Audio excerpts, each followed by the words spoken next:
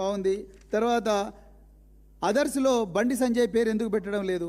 మరి ఆ మహిళ, ఆ మైనర్ బాలిక తల్లి చాలా క్లియర్గా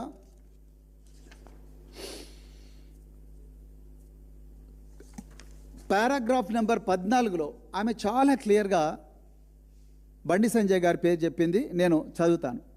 further, on 22nd April 2026, one Sangappa, claiming to be associated with influential persons, visited our residence and facilitated a meeting with Sri Bandi Sanjay Kumar on 23rd April 2026. During this interaction, in the guise of counseling to my daughter and his son as a way forward, we were subjected to indirect pressure to compromise and were advised to sign documents in Nirmal police station. The statements made during the meeting caused serious fear, intimidation and apprehension, particularly considering the minor status of my daughter.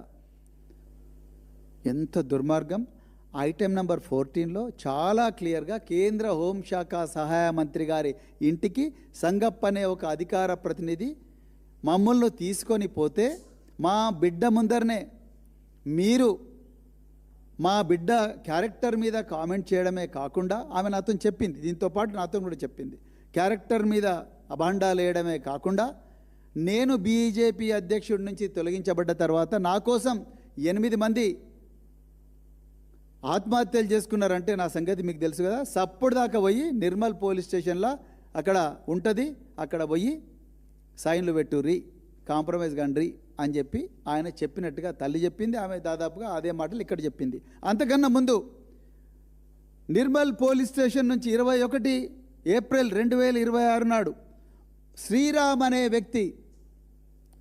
అనే వ్యక్తి నుండి ఇక్కడికి phone వస్తుంది. ఈ తల్లికి phone వచ్చి, మీ మీద ఏదో కేసు ఉన్నది, మీరు ఇక్కడికి రావాలని ఎవరో పోలీసు వాళ్ళు ఫోన్ చేసినట్టుగా ఈమె ఇక్కడ రాసింది ఐటెం నెంబర్ 12లో, పారాగ్రాఫ్ నెంబర్ 12లో. మరి శ్రీరామ్ పేరు కూడా ఉండాలిగా ఎఫ్ఐఆర్లో, బండి సంజయ్ పేరు ఉండాలిగా, సంగప్ప పేరు ఉండాలి కదా.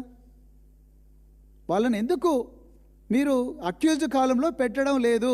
ఇలా నేను అడుగుతా ఉన్నా. తెలంగాణ సమాజం కూడా 1000 కళ్ళతో ఎదురు చూస్తూ ఉన్నది. ఇలా మీరు టైం లైన్ చూస్తే, సరే బండి సంజయ్ మరి ఆయన మీద మీరు పెట్టాల్సిన సెక్షన్లు మీకు ఇష్టం లేదు, ఆయన కూడా మేము ప్రజలకు అర్థమయ్యేటట్టు చెప్పాల్సిన బాధ్యత మా మీద ఉన్నది. ఎందుకంటే బండి సంజయ్ గారు హిందూ ఏకతా యాత్రలో హనుమాన్ మాల వేసుకున్న స్వాముల ఉద్దేశించి ధర్మం గురించి మాట్లాడతారు అనుకున్నారు అందరూ.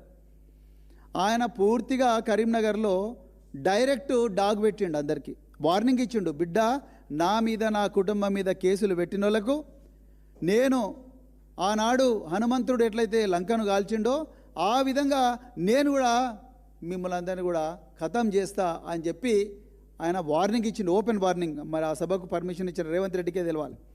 ఓకే, సో బండి సంజయ్ గారు ఆయన చేసిన నేరమైంది 351 క్లాస్ 2 బిఎన్ఎస్ ప్రకారము ఆయన క్రిమినల్ ఇంటిమిడేషన్ కేసు బుక్ చేయాలి ఆయన మీద. అదేవిధంగా 61 క్లాస్ 2 బిఎన్ఎస్ ప్రకారము క్రిమినల్ కాన్స్పిరసీ కేసు బుక్ చేయాలి. ఎందుకంటే ఆయన సంగప్ప ఇంకా మిగతా వ్యక్తులు శ్రీరామ్ అనే వ్యక్తులు వీళ్ళందరితో కలిసి కుట్ర పన్ని ఆ బిడ్డను వాళ్ళ తల్లిదండ్రులను బెదిరించినందుకు ఆయన మీద క్రిమినల్ కాన్స్పిరసీ బుక్ చేయాలి. అదేవిధంగా సెక్షన్ 3 క్లాస్ 5 కామన్ ఇంటెన్షన్. అదేవిధంగా అన్నిటికన్నా ముఖ్యంగా సెక్షన్ 238 బిఎన్ఎస్.